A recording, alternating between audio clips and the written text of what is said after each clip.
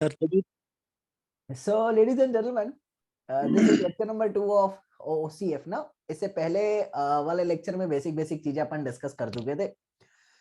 तो अभी नया टॉपिक स्टार्ट करते हैं, that is known to be as most efficient channel. या तो अपन इसको मोस्ट एफिशिएंट के नाम से जानते हैं या इसको अपन मोस्ट इकोनॉमिकल चैनल के नाम से जानते हैं। What does it mean to you? जरा गौर देंगे कहने का मतलब, वो चैनल जिसमें डिस्चार्ज मैक्सिमम होगा उसको अपन मोस्ट एफिशिएंट कहते हैं। चैनल विद मैक्सिमम डिस्चार्ज, छोटी सी डेफिनेशन बस। जिस भी चैनल के अंदर मैक्सिमम डिस्चार्ज जा सकता है उसको अपन कहते हैं मोस्ट एफिशिएंट चैनल। अब मैक्सिमम डिस्चार्ज में दो तीन बातें अपनी तरफ से लिख सकता हूं। मिनिमम हेड लॉस होना चाहिए, कॉमन सेंस की बात है। इस पर्टिकुलर चैनल के अंदर हेड लॉस आपका कम से कम होगा तो ये मोस्ट एफिशिएंट चैनल की कैटेगरी में आ सकता है। अब डेफिनेशन लिखने के लिए ना कई चीजें अपने आप बना देते हैं वो किताब वाले, मतलब किताब वाले नहीं, एक सेंस होती है। वो सेंस क्या है कि maximum discharge for a particular cross section, एक मैक्सिमम डिस्चार्ज। और इसमें कंडीशन क्या क्या हो सकती है? कंडीशन हो सकती है कि एक पर्टिकुलर जो आपका बेड स्लोप है, एक पर्टिकुलर जो आपका क्रॉस सेक्शन एरिया है, एक पर्टिकुलर जो आपका रेजिस्टिंग कॉफिशिएंट है। रेजिस्टिंग कॉफिशिएंट समझते हो? जो फ्लो को रोकने के बहुत सारे फैक्टर्स होते हैं ना, जैसे आपका फ्लो चल रहा है तो फ्लो को बहुत सारे तरीकों से रोका जाता है चैनल के अंदर ही, तो वो रेजिस्टेंस फैक्टर्स कह लो, रेजिस्टेंस कॉफिशिएंट कह लो, वो सब है। तो ये वैल्यू ना एक पर्टिकुलर टाइम पे वेरी नहीं करेगी, ये वैल्यू सारी उस पर्टिकुलर टाइम पे कांस्टेंट होगी।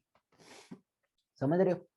तो इन वैल्यूज के तहत जब आपके चैनल में मैक्सिमम डिस्चार्ज आता है उसको आप लोग क्या कहते हो? ऑब्वियसली क्या कहते हैं उसको अपन? Most economical section. ठीक है, अब जरा समझना। मैं जानता हूं यहां पर मेरे पास डिस्चार्ज की एक इक्वेशन आती है, और वो जनरल इक्वेशन क्या है डिस्चार्ज की? डिस्चार्ज की जनरल इक्वेशन आती है मेरे पास, उसको अपन कहते हैं Manning's equation.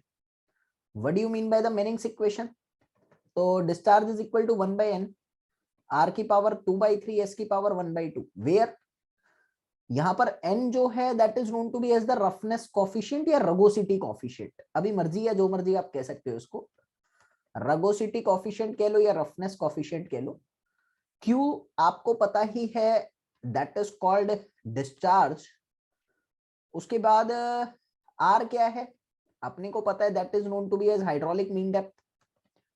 Are is known to be as hydraulic mean depth. अब हाइड्रोलिक मीन डेप्थ क्या है? Area by perimeter. और एस क्या है? That is known to be as the longitudinal slope. सारी चीजें आप ऑलरेडी जानते हैं।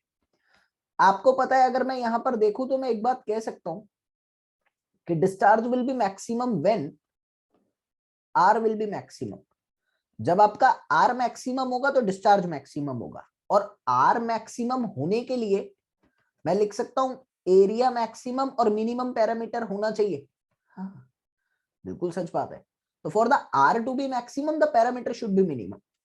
तो डेफिनेटली मैंने ये आप लोगों को कहा कि एक और कंडीशन आप याद कर सकते हैं, ऑब्जेक्टिव पॉइंट ऑफ व्यू से इंपॉर्टेंट बन सकती है आपके लिए, कि parameter of the channel should be minimum to have the maximum और the most efficient channel section.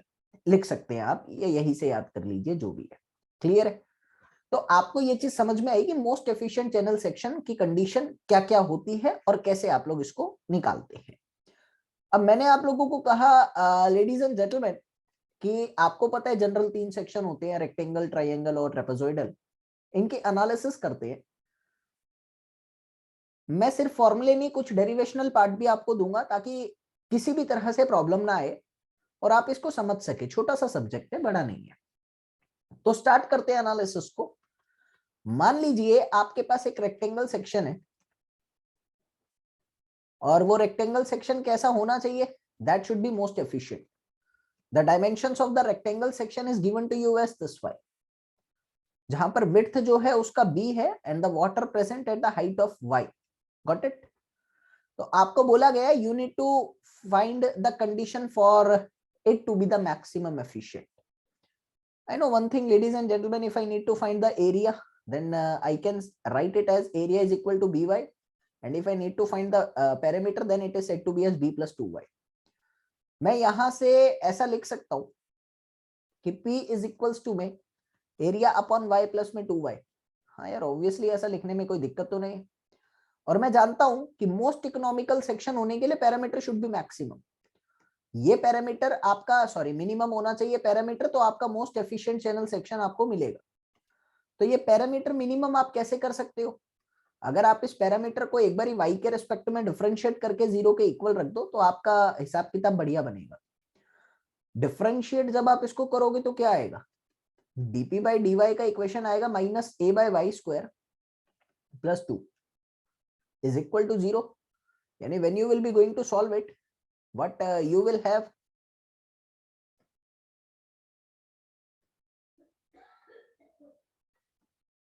Okay तो मैंने यहां से सॉल्व किया, a इज इक्वल्स टू में 2y स्क्वायर आपके पास आएगा।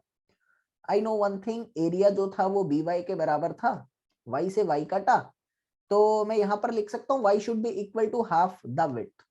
तो एक कंडीशन आपके पास आई कि मोस्ट इकोनॉमिकल चैनल सेक्शन के लिए, रेक्टेंगल की बात करूंगा, most economical rectangular channel section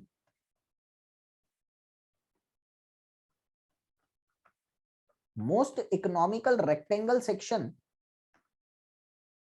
have depth is equals to half of the width। ये आप लोगों को याद रखनी है।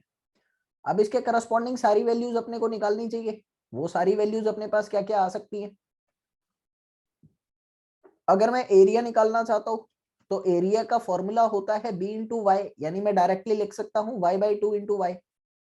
तो I will be going to solve it and most economical channel section का हिसाब किताब क्या बनेगा? सॉरी वाई स्क्वायर, b की जगह 2y आएगा, 2y into Y, then it will be equal to 2y square.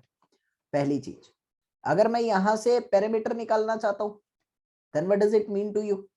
Parameter is nothing just equal to b plus 2y।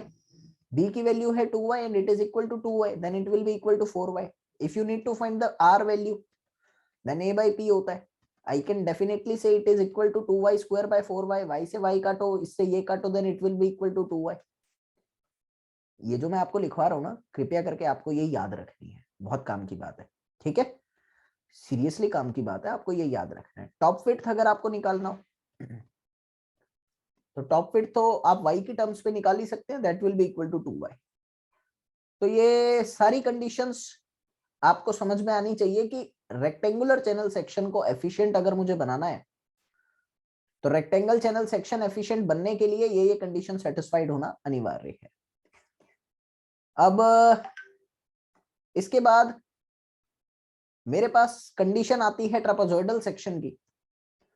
What the trapezoidal section denotes to you? Trapezoidal बाद में करते हैं, पहले triangle कर लेते हैं, ठीक है? इजी है ना?